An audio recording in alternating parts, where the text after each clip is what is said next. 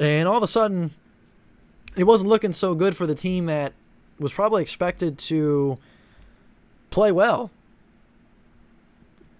Florida State, a team that, as I mentioned, has not had a great go of it the past 5 years, all of a sudden was looking like a team that, you're saying, wow, I haven't seen Florida State play this well in quite some time. Florida State actually looking like a decent team for the first time in a while. They get out to a pretty decent lead. They have control of the game at halftime. Third quarter starts, nothing changes. They get out to a 17-3 lead as we start to reach the end of the third quarter. And LSU all of a sudden was like, hey, we're down. I guess we better start trying. I guess we better, start playing some football. And like I said, for the first 3 quarters, it was not a great night to be a Tiger, as Brian Kelly would say. It was not a great night to be a Tiger. And I think some of them families were starting to hit the exit and go home. So, as I mentioned, they were down 17-3, hadn't even scored a touchdown, and we're about ready to get the fourth quarter started. And all of a sudden, LSU was like, oh, yeah. Football, that's right. I know how to play this game. Yeah, this is all right. Here we go. And they start putting some plays together, start stringing some first downs together, and they finally get into the end zone to end the third quarter. They finally have something positive going for them on the offensive side of the ball other than a field goal. And I think a lot of people are with me when I say after the first half or so, I turned that game off for a little bit, and just so that I wouldn't fall asleep out of boredom. You turn that game off and maybe pop on some Madden or play some video games, just because anything is better than watching a 17-3 snooze fest. So they score a touchdown, and all of a sudden everybody's turning the game back on. You're saying, all right, this game is starting to get interesting, right? LSU just needs a defensive stop, and hey, they're right back in business. Needing that defensive stop, though, LSU comes up empty, surrendering a touchdown to Florida State, making the game seem somewhat on the brink of being out of reach. 9 minutes left in the game, down 24-10. You need 2 touchdowns in 9 minutes.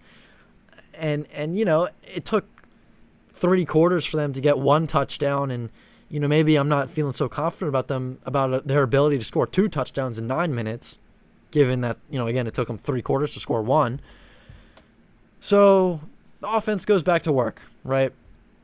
They take about 5 minutes off the clock. LSU scores another touchdown. It's 24-17 with 4 minutes left in the game. So they kick the ball right back over. Same thing as before. They need a stop on the offensive. I'm sorry. They need to stop defensively. They need to stop the Florida State offense, I should say. And then they do that. They do it in pretty good time as well. A 3-and-out on, not taking too much time off the clock either, about, a minute and a half off the clock. 4th and 5, they wasn't like they got, to midfield or anything.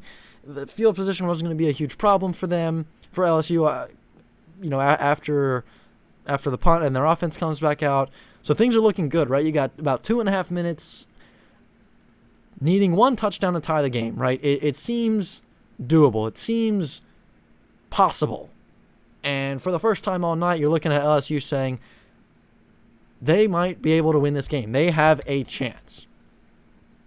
So here's the punt. For those of you that missed the game, that turned it off just like me and didn't come back, unlike me, here's what happened on the punt. 3-and-out for Florida State tonight. LSU defense did their job when they had to do it. Fair catch is muffed again. Can you believe this? Malik Neighbors, second time tonight, and Florida State recovers. I could not believe it. For the first time all night, the defense does their job, and the special teams messes it up, for lack of a better word. And that wasn't the first time that night that a punt was muffed. That was the second time that the same guy, Malik Neighbors, muffed a punt. And I'm all for giving guys second chances, right? I am all for it. You know, a guy messes up, all right, you're given a second chance, right? Maybe on a top 5 team, like I don't think Nick Saban is exactly going to be so forgiving, and I don't think he'll be giving guys a second chance, right? One of those crazy things that probably not going to happen for Nick Saban. You know, you make a mistake, and you're probably going to be taken out of the game taken out for at least the rest of the game. An unranked LSU team looking to kind of rebuild that culture a little bit. Maybe you are a little more forgiving and willing to give guys that second chance. I get that. Sure, that's fine. You can do that. I understand that. But in hindsight, which again, hindsight is 2020, you probably shouldn't have done that. Right? I'm not, and okay, you want to start that guy on the punt return team next week, fine. Start him week 2, right? That's fine by me. But in a big spot, when you absolutely cannot afford any errors, I probably am going to go to a different guy just to be safe. And again, that's all, you know, I'm only saying that because, hey, the guy muffed the punt for the second time in the game, and it's easy for me to sit here and say, oh, you shouldn't have done that, right? That is very easy. That is a very easy thing for me to say, for any expert / critic to say, any fan to say. That's an easy spot to go to. I get that. Just something to think about and something to put out there. So they muffed the punt, and Florida State is inside the 5-yard line. And all of a sudden it's, okay, now the game's done, right? The game is over. There's no way LSU can come back from this because Florida State pops it in the end zone, or, you know, they melt some time off the clock, kick a field goal, they win the game, right? They're not going to be able to score 2 times in less than a minute. So Florida State runs the ball a couple times. You know, they melt about a minute off the clock, which looking back at it, I don't know how. I mean, LSU used a couple timeouts, of course. But, you know, so they use the timeouts. 3rd down and goal. That's what I'm still trying to get over, because I'm having a very difficult time wrapping my head around the play calling. And again, that is only because of what happened as a result of the play calling. It's very easy for me and anybody else to say, oh, you shouldn't have done that, right? That is the easy route to go to. So you already made LSU waste their timeouts, right? 2 out of 3. They had 1 left. 3rd down. Again, very easy for me to say in hindsight, take a knee or hand the ball off inside, something like that. Make them use their last timeout, kick the field goal, you're up 10 points with about a minute left. That's tough for LSU to come back. That's easy for me to say. That's easy for anybody to say. That's an easy spot to go to. But again, I'm only saying that because for those of you that missed it, this happened. one of those crazy things that always Fumble here down at the goal line. Is there a chance LSU has come up with it as Ward fumbled the ball? LSU says they have it. Wow. LSU does! For those of you that missed it. So 3rd and goal, minute and 25 left, and Florida State decides to do a backwards pitch. You know, instead of handing the ball off from your hand to the running back's hand, you know, you turn around and you toss it, right? Something that most people know. Well, Florida State did that instead of doing a much more safer alternative, and they fumbled. They fumbled it on the 1-yard line. And if you're going to do that, you might as well just pass the ball, okay? If you want to be that aggressive and you want to be that fancy schmancy, you might as well just go ahead and pass the ball, right? If you're going to be that stupid. Because at that point, what's the difference? So they fumble the ball. And LSU now has to go 99 yards in a minute and change to tie the game up. And you're still thinking it's going to be difficult to do, right? You're not saying, oh, it's a done deal. LSU is going to come back and tie this game. You're thinking, it's going to be tough. 1 timeout, minute and change. It's going to be difficult. So they string some plays together. And also, before I get to the offense here for LSU, I want to talk about how idiotic the announcing was. Because the whole time Florida State had the ball inside the 5, Greg McElroy sitting there going, Joe, LSU should just let Florida State score. That's what they should do. They should let Florida State score. And that way you get the ball back with your timeouts, and you have more time to do what you need to do on the offensive end. And I'm sitting there and I'm thinking, what an idiot. What an absolute idiot. Because, and McElroy's a good, he's had his moments where he calls a good game. And maybe it's just the Joe Tessitore effect where, you kind of, your brain kind of melts a little bit from calling games with him. But it took them 3.5 quarters to score 2 touchdowns. Now all of a sudden you think they can do it in a minute and a half? 2 minutes? That is the most absurd thing I've ever heard in my life. Again, just to run that back for you, it took LSU, let's see, a half is 30, another 45. It took about 50 minutes, 50 to 55 minutes of game time for LSU to score 2 touchdowns. And now Greg McElroy thinks they can do it, score 2 more touchdowns in 2 minutes. That doesn't seem like a very, I mean, that seems pretty crazy to me. So he's telling the audience, hey, LSU should just let him score. And I didn't like that for that reason, but I also didn't like it because to me, that's just, you're not playing the game, right? You're just giving up in a way defensively, right? You're showing me that you have no faith in your defense to come up with some big stop or force a turnover like they did. And again, it's somewhat easier for me to say that because a turnover was forced. And honestly, it wasn't even the defense that really forced the turnover. It was the offense that made the big mistake. But I'm sitting there and I'm like, that tells me that you have no faith in your defense if you do that. To just let him score. That's just kind of not really playing the game the way it's meant to be played. And so I'm sitting there like, I don't like that. I don't like that. So then that happens, and all of a sudden McElroy is real quiet about what he had just been, absolutely just going on and on about for the last couple minutes. And so LSU gets some plays going. They string some plays together. They're getting things going in the right direction. And they get up to the Florida State 19-yard line, right? So they knock off a pretty good chunk of yardage, but the time is not on their side. LSU down to no timeouts on the Florida State 19-yard line, and they only have 10 seconds left.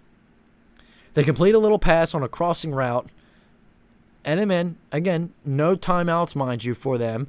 A crossing route completed in the middle of the field, and the receiver just manages to get down, and at the time, it seemed like get out of bounds before the clock expired, with about a second or 2 left on the clock.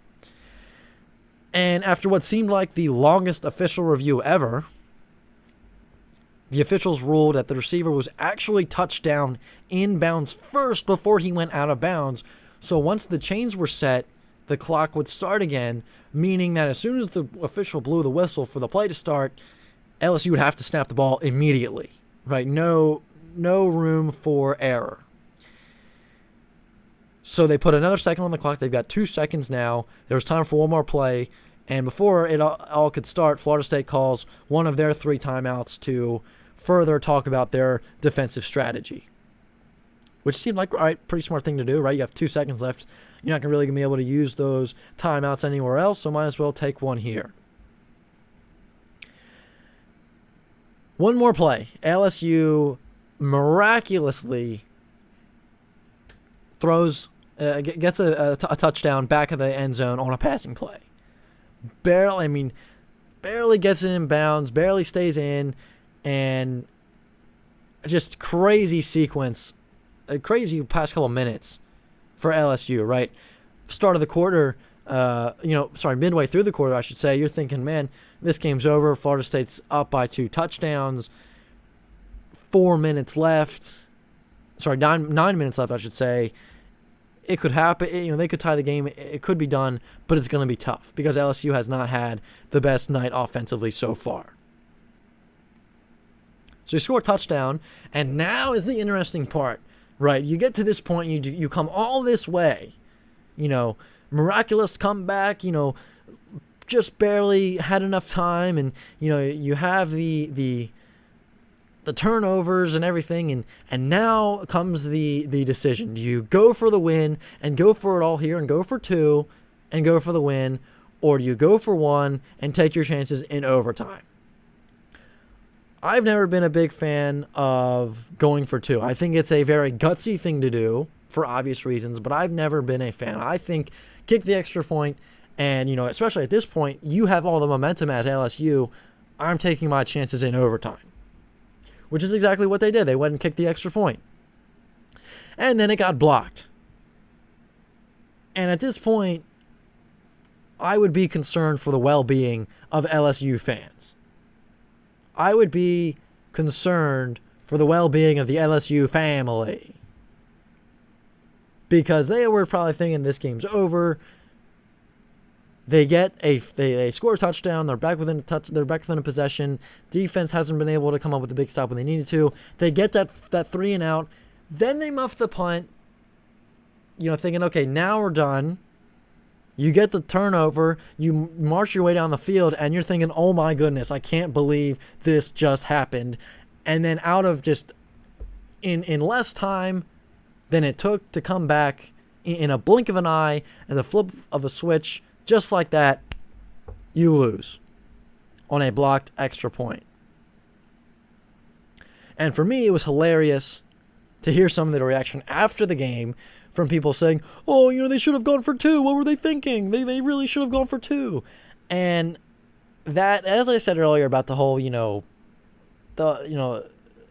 whole turnover and what they should have done, it's an easy spot to go. It is an easy place, an easy thing to say that they should have done something else because it didn't work out that way, right? And, I think if they went for 2 and they missed it, those same people are saying, oh, they should have kicked the extra point, right? So no matter what, you have people saying they should have done something else. And, I think at the end of the day, after that muffed punt, you think, okay, Florida State deserves to win this game. LSU lost their chance. And then Florida State goes and messes it up royally, and all of a sudden you're saying, well, now Florida State, because of that, Florida State does not deserve to win this game because they had it. They had LSU on the ropes. They were on the verge of delivering the knockout punch, and instead the knockout punch circled back around and hit them in the face. And yet they still won the game. So one of the more heartbreaking ways to lose a game, for sure, for LSU,